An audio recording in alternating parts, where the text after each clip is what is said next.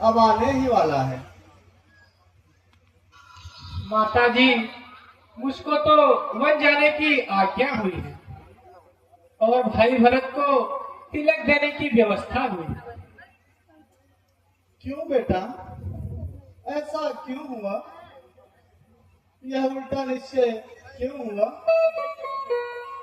तात तुम्हारे चरित्र सुने पितु होत सदा आनंद भयो। शुभ मंगल के दिन साधकियो युवराज ही जाने साध कियो। कारण नाही लखात कछु अपराध के वनवास दिया। वेग ही मोह मिटाए कहो के सूर्य ही वंश विनाश कियो।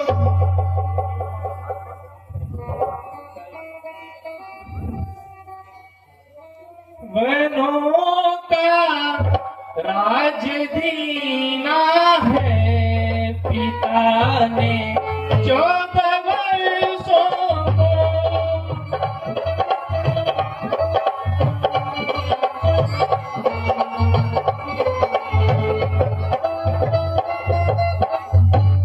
है सम्मति मातु की इसमें कहूँ क्या दोस्त है किसका।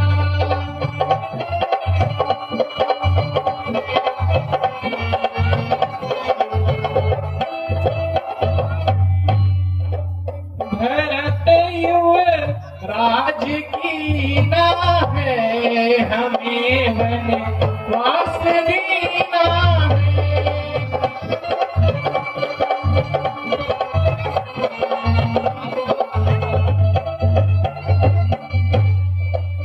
ऐसे के लीला है कहूँ क्या दोस्त है इसका।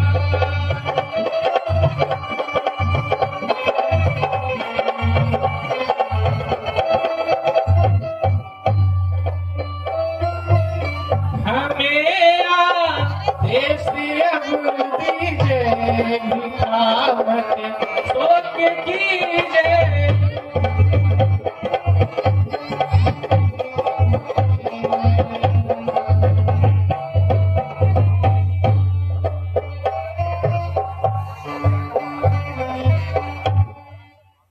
माता जी, आप संताप त्याग कर मुझे वन जाने की आज्ञा दीजिए।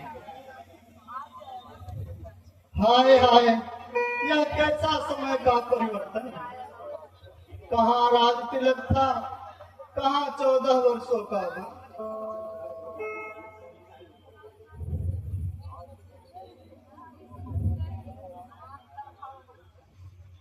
अरे बहू, तनिक रोरी तो लाना।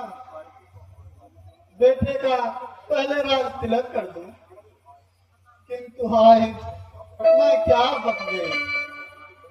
बेटा, तू तो वन को जाता है। बेटा, क्या सचमुच मेरा नेह छोड़ आज्ञा से नाता जोड़ोगे? क्या सचमुच मन वासी होकर अयोध्या से प्रीति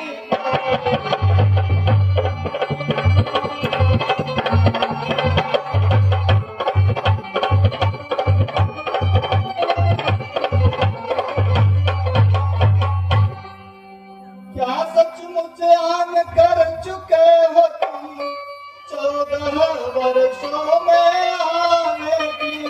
क्या सचमुच राजा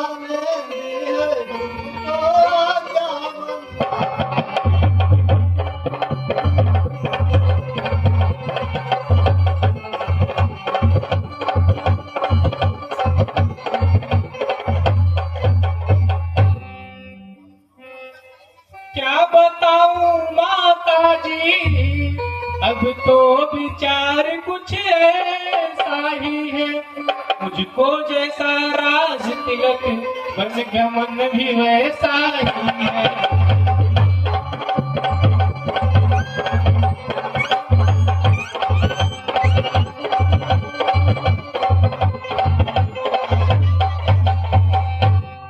मुझसे ज्यादा सेवा को है भरत तुम्हारे पास, यहाँ क्या हर्ज है एक जाता है तो रहता दूसरा पास।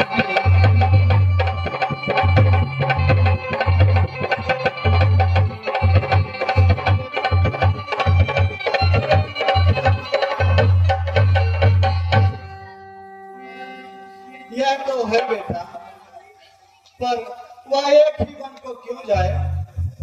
नहीं, ऐसा कभी नहीं होगा। तुमको यदि वे भेज रहे हैं 14 वर्षों को, तैयार कभी मत होना तुमसे अनुचित आज्ञा।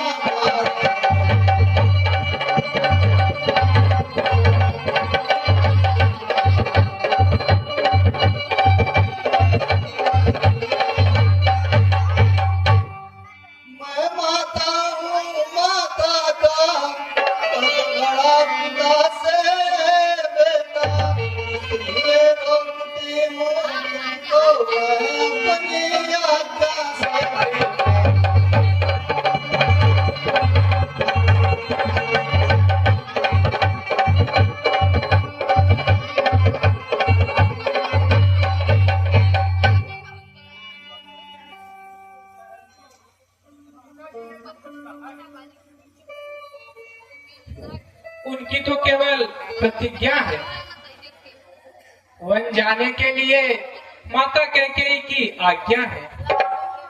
इसलिए हे माता, खुश होकर आज्ञा दीजिए।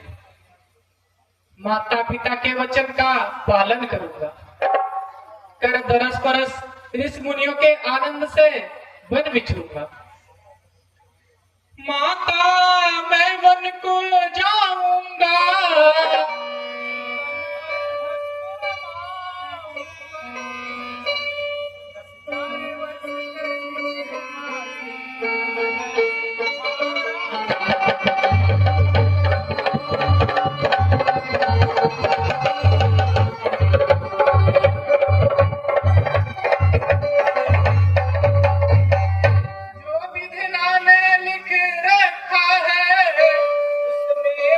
किसका चलता है तो हो नहार हो गई रे इन हुए कदाम।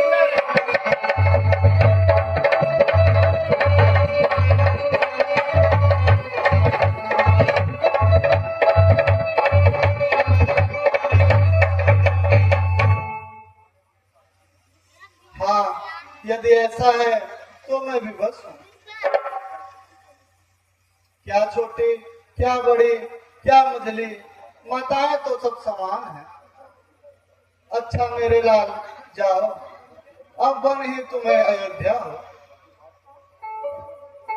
बस आशीर्वाद से माता की सदैव तुम्हारी रक्षा हो।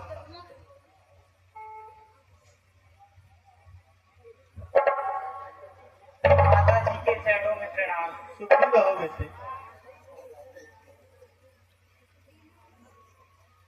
माता जी, आपने एक निर्णय तो कर दिया, अब दूसरा निर्णय कीजिए और मेरे 14 वर्षों का कर्तव्य निश्चित कीजिए। मैं क्या करूं, बन जाऊं या यही रहूं? पत्नी के लिए पति ही सर्वस्व और सर्वोपरि है, लेकिन जो दर जाया आप कहे वर उससे भी कुछ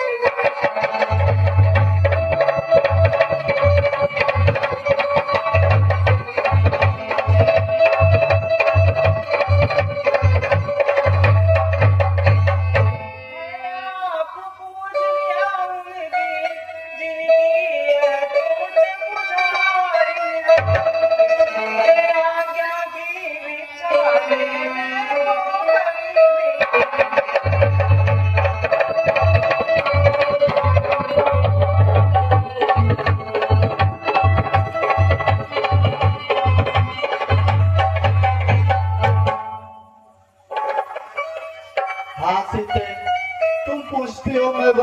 मैं यही रहूं। मैं तुमसे पूछती हूँ बेटी, मैं जीती रहूं या प्राण तजूं? बेटी मैं तो बूढ़ी हूँ, ज्यों त्यों करके दिन काट लूंगी, पर ऐसा वज्र वियोग तू कैसे सहन कर सकती है? भला चांद से चंद्रिका कैसे पृथक रह सकती है? इसलिए वे राजा हैं तो तुम रानी हो, वे योगी हैं तो तुम योगिन हो, वे वनवासी हैं तो तुम वनवासिनी हो। परंतु सीता, तुम इतना विकल विकल क्यों कर होती हो? जिनकी आत्मा बलवान है उनको दुख सुख समान है। आत्मबल का संचार करो और वह मत चलने का विचार करो। कौन सी आत्मा बलवान करो? मेरे तो आपकी आत्मा और परमात्मा दोनों हैं। ये प्राणनाथ अरविंदी है, चरणों के साथ यदि हम रमाएंगे स्वामी की बस।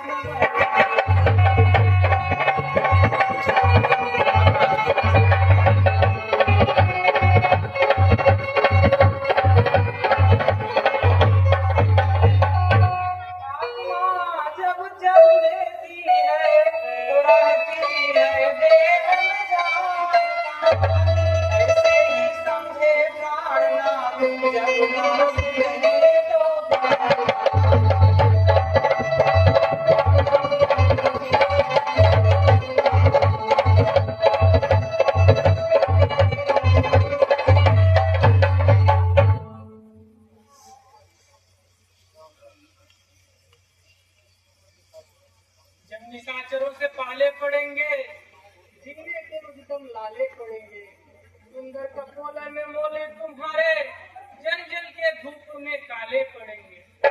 माना कहो वन जाओ न सीता, लाखों नदी और नाले पड़ेंगे। प्राणनाथ, आप कहते क्या? यह मेरा तन कोमल सुकुमार है, वन जाने योग्य नहीं है, और आपका शरीर कराल तथा दुख उठाने योग्य है। परंतु स्वामी, कहने को हम न बुलाए, लेकिन हमने अद्भुत बल है। हम कराल से भी कराल है, हम कोमल से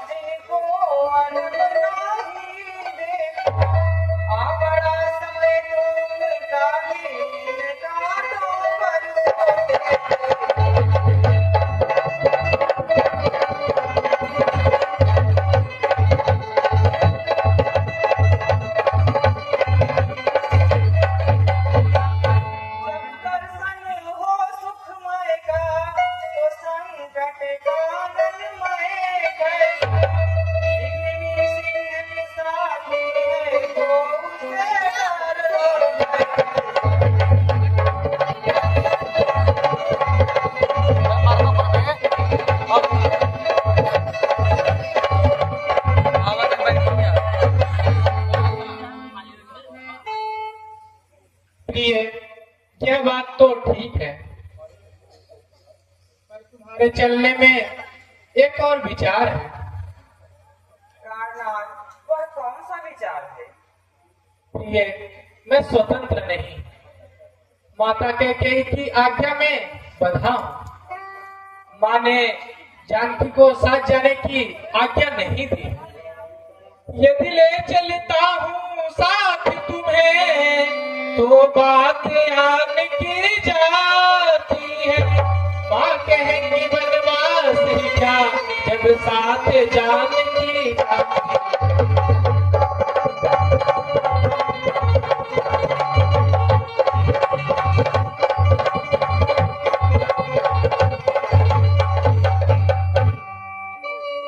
प्राणनाथ, यह बात तो ठीक है, परंतु माता जी ने मुझे पहले ही आदेश दे दिया।